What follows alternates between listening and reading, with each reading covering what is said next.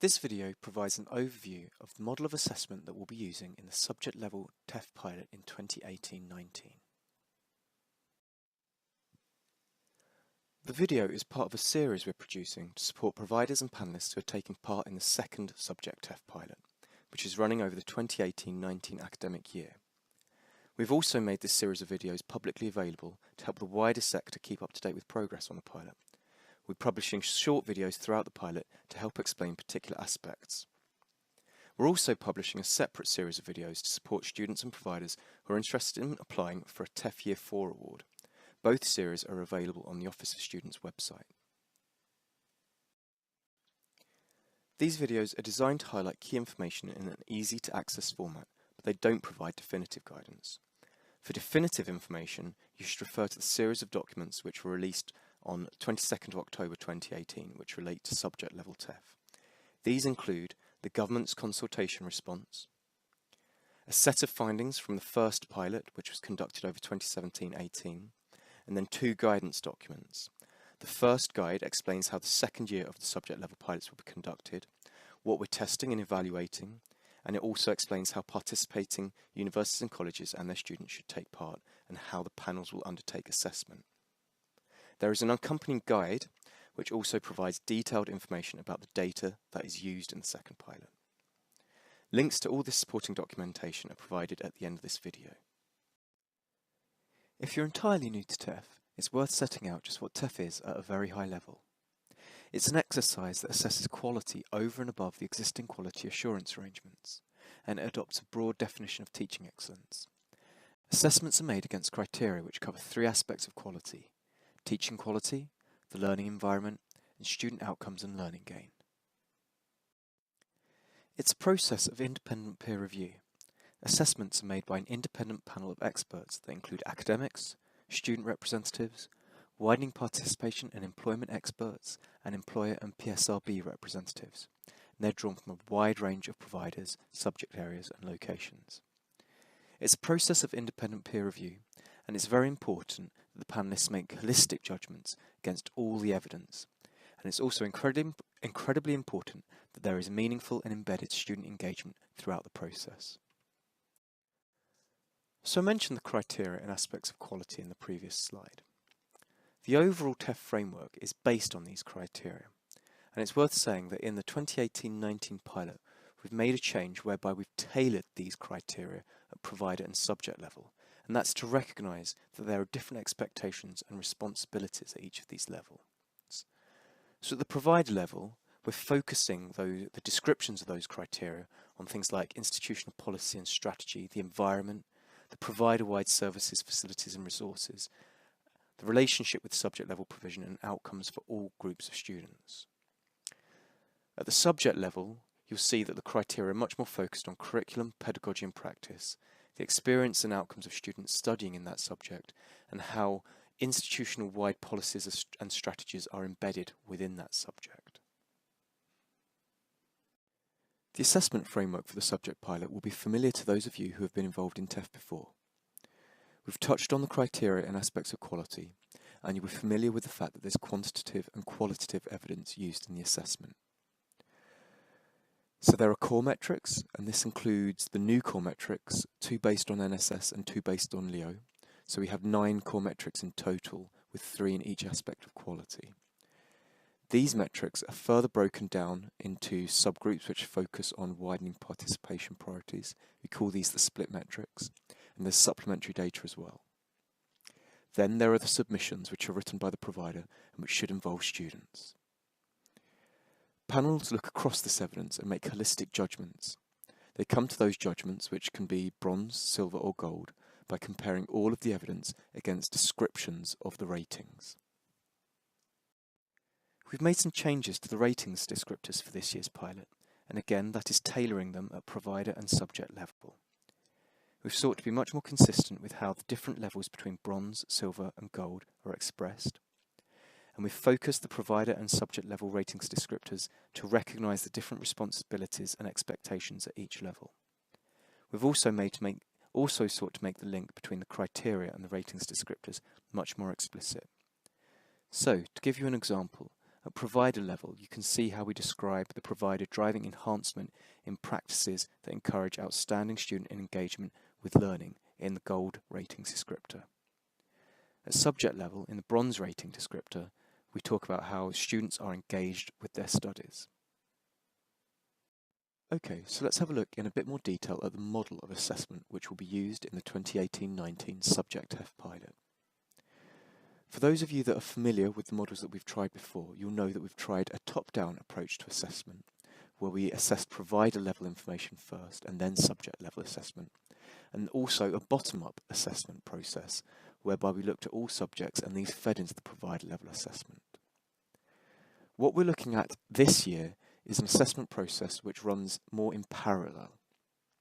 So you can see that subject-level and provider-level assessment run broadly over the same time period.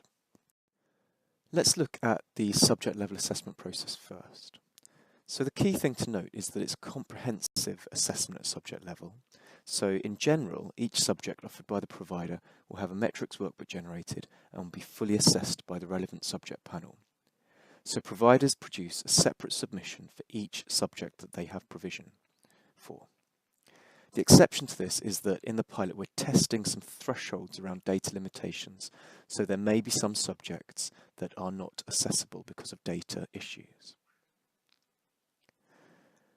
There's additional subject contextual information provided this year by the OFS, so panelists and providers will be able to see much more information around the courses that feed into a subject and the numbers of students in those courses. We'll also be introducing more information around the provider context at subject level assessment. So panelists will be able to see some of the summary provider level data, and also providers will write a 2-page summary statement which gives an overview of the provider level context for the subject panels. Having reviewed all of the evidence, again the subject panels will come to a rating of bronze, silver or gold. Provider level assessment runs in a similar way to how it has done previously. So there's provider contextual data, provider metrics and a provider submission, and these are looked at holistically to form a provider level rating by the main panel. However, there are a number of connections between provider level and subject level information which we'll be testing. So in this diagram you can see that at subject level there is provider level information which is considered, and at provider level there is subject level information which is considered.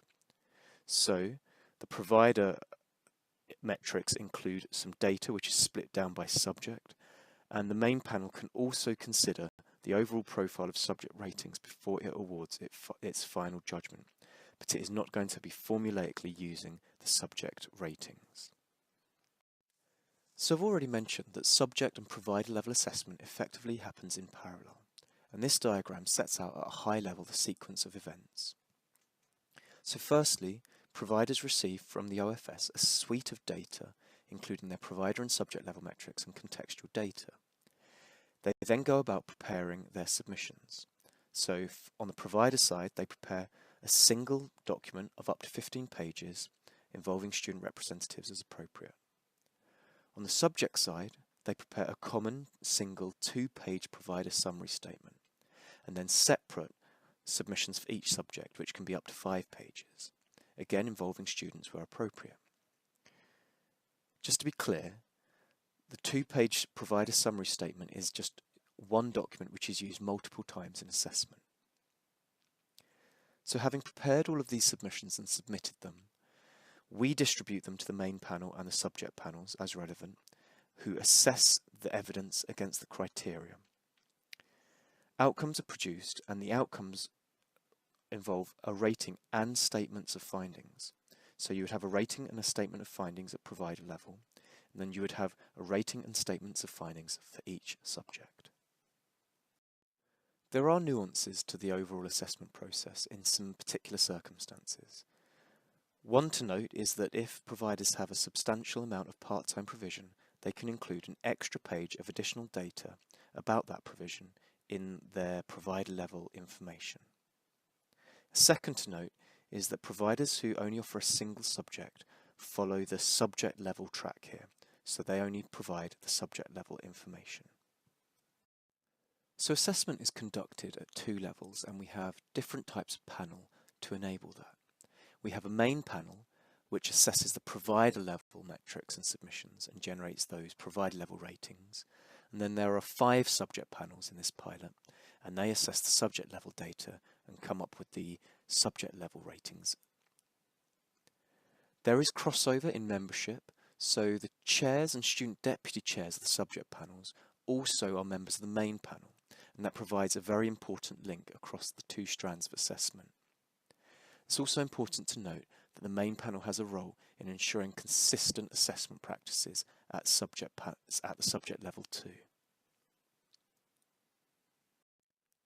So in this slide, you can see how we've formed those 5 panels, and you can also see the subjects that they'll be assessing. As with last year, we're using the second level of the common aggregation hierarchy to define the subjects that we'll be looking at. It has been refined since last year, so there have been some changes to the names and changes to the underlying mapping of subjects, and we'll be continuing to look at how well these definitions of subjects work. This year we have 5 panels. We anticipate actually in full-scale TEF we'll need 10 panels, but we've paired them up this year so that we can test their workloads. In this slide, we're just taking a high-level look at the process by which panels make their decisions. We go into a lot more information about this process in the Introduction to Stages and Steps webcast. The important thing to note here is that we're using tried and tested approaches which we've developed in previous TEF exercises to ensure that the information is used in a consistent way in assessment. So we take a 3-step process to decision making. In the first step, panel members consider the metrics data. They start by looking at the core metrics flags, and then they refine this information and their decisions and judgments by looking across a wider set of metrics information to form what is called the initial hypothesis. It's important to point out that whilst it starts at a formulaic point, it is a judgment taken on the basis of all the metrics information available to them. Panelists then move on to step 2 and review the submission. At the provider level, there may be discussion of the supplementary data here too. And at this point, they may confirm the initial hypothesis or adjust it to a different rating.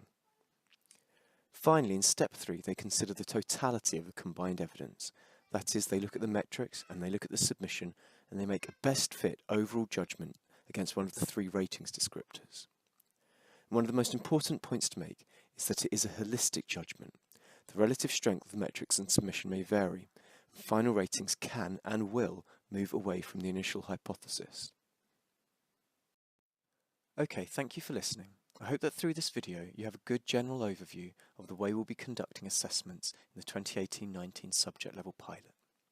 Of course, there's a lot more information available in the guidance documents, and there are a lot more nuances to the actual assessment processes, so you'll have to dig into the detail to get a full understanding. But of course, if you have any questions, please don't hesitate to get in touch.